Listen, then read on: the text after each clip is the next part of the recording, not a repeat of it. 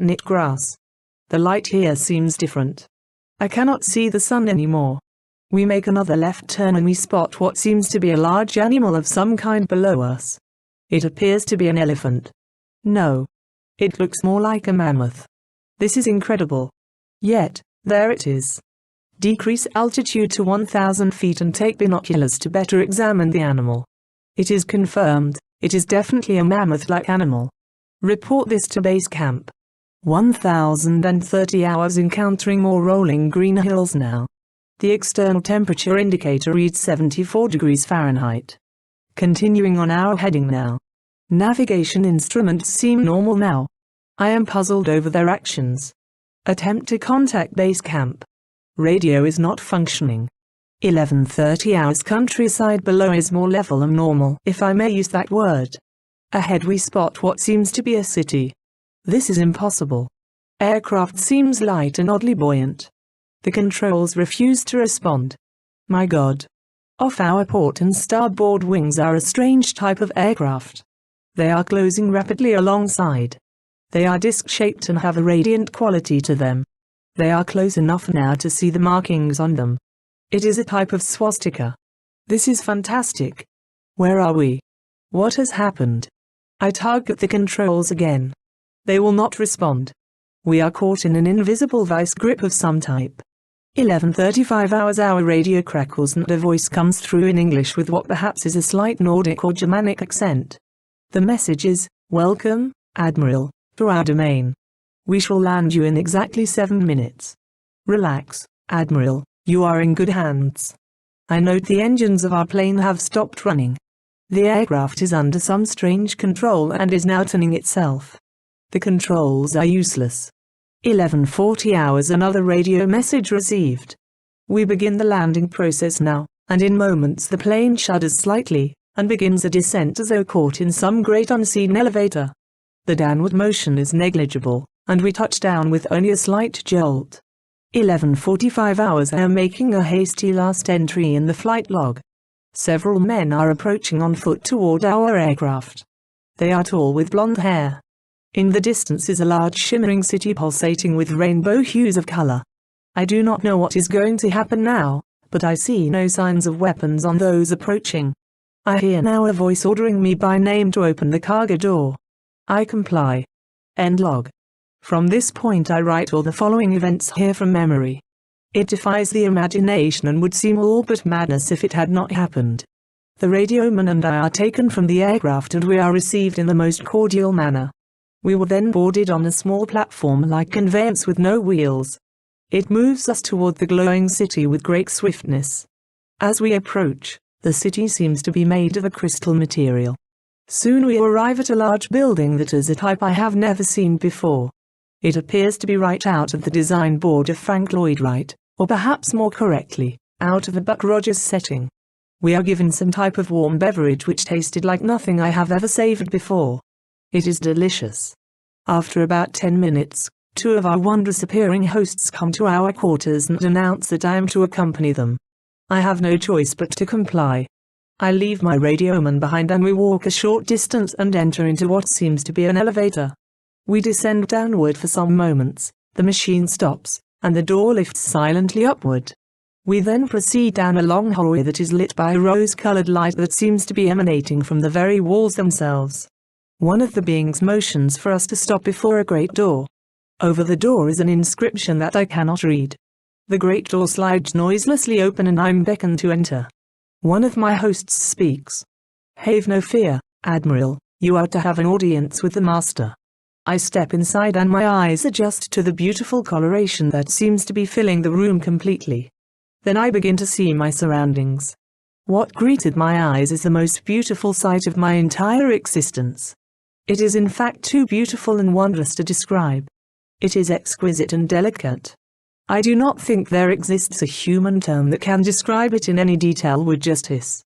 My thoughts are interrupted in a cordial manner by a warm rich voice of melodious quality. "I bid you welcome to our domain, Admiral." I see a man with delicate features and with the etching of years upon his face.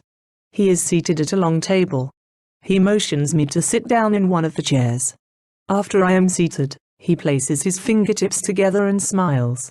He speaks softly again, and conveys the following: "We have let you enter here because you are of noble character and well known on the surface world, Admiral." Surface world, I half gasp under my breath. Yes. The master replies with a smile, "You are in the domain of the Ariani, the inner world of the earth. We shall not long delay your mission, and you will be safely escorted back to the surface and for a distance beyond. But now, Admiral, I shall tell you why you have been summoned here. Our interest rightly begins just after your race exploded the first atomic bombs over Hiroshima and Nagasaki, Japan. It was at that alarming time we sent our flying machines, the Flagell raids, to your surface world to investigate what your race had done.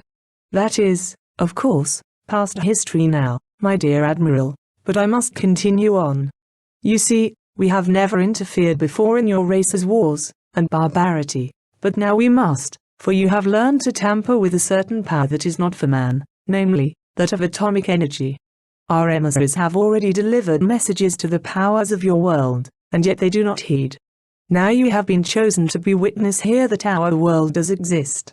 You see, our culture and science is many thousands of years beyond your race, Admiral." I interrupted, "But what does this have to do with me, sir?" The master's eyes seemed to penetrate deeply into my mind, and after studying me for a few moments he replied, "Your race has now reached the point of no return, for there are those among you who would destroy your very world rather than relinquish their power as they know it." I nodded, and the master continued, "In 1945 and afterward, we tried to contact your race, but our efforts were met with hostility. Our Flagell raids were fired upon. Yes, even pursued with malice and animosity by your fighter planes. So, now, I say to you, my son, there is a great storm gathering in your world, a black fury that will not spend itself for many years. There will be no answer in your arms, there will be no safety in your science. It may rage on until every flower of your culture is trampled, and all human things are leveled in vast chaos. Your recent war was only a prelude of what is yet to come for your race. We here see it more clearly with each hour. Do you say I'm mistaken? No, I answer, it happened once before. The Dark Ages came and they lasted for more than 500 years. Yes, my son, replied the master. The Dark Ages that will come now for your race will cover the earth like a pall, but I believe that some of your race will live through the storm. Beyond that, I cannot say. We see at a great distance a new world stirring from the ruins of your race, seeking its lost and legendary treasures, and they will be here, my son, safe in our keeping. When that time arrives, we shall come forward again to help revive your culture and your race. Perhaps, by then, you will have learned the futility of war and its strife. And after that time, certain of your culture and science will be returned for your race to begin anew. You, my son, are to return to the surface world with this message." With these closing words, our meeting seemed at an end. I stood for a moment as in a dream. But, yet, I knew this was reality, and for some strange reason I bowed slightly, either out of respect or humility, I do not know which. Suddenly, I was again aware that the two beautiful hosts who had brought me here were again at my side. "'Tis way, Admiral," motioned one. I turned once more before leaving and looked back toward the master. A gentle smile was etched on his delicate and ancient face. "Farewell, my son," he spoke, then he gestured with a lovely, slender hand in motion of peace, and our meeting was truly ended. Quickly, we walked back through the great door of the master's chamber and once again entered into the elevator. The door slid silently downward and we were at once going upward. One of my hosts spoke again, "We must now make haste, Admiral, as the master desires to delay you no longer on your scheduled timetable and you must return with his message to your race." I said nothing. All of this was almost beyond belief, and once again my thoughts were interrupted as we stopped. I entered the room and was again with my radioman. He had an anxious expression on his face. As I approached, I said, "It is all right, Hoey, it is all right." The two beings motioned us toward the awaiting conveyance. We boarded, and soon arrived back at the aircraft. The engines were idling and we boarded immediately. The whole atmosphere seemed charged now with a certain air of urgency. After the cargo door was closed, the aircraft was immediately lifted by that unseen force until we reached an altitude of 2,700 feet. Two of the aircraft were alongside for some distance, guiding us on our return way. I must state here, the airspeed indicator registered no reading, yet we were moving along at a very rapid rate. 215 hours, a radio message comes through. We are leaving you now, Admiral, your controls are free. Auf Wiedersehen. We watched for a moment as the fluctuates disappeared into the pale blue sky. The aircraft suddenly felt as though caught in a sharp downdraft for a moment. We quickly recovered her control. We do not speak for some time, each man has his thoughts. Entry in flight log continues. 220 hours we are again over vast areas of ice and snow, and approximately 27 minutes from base camp.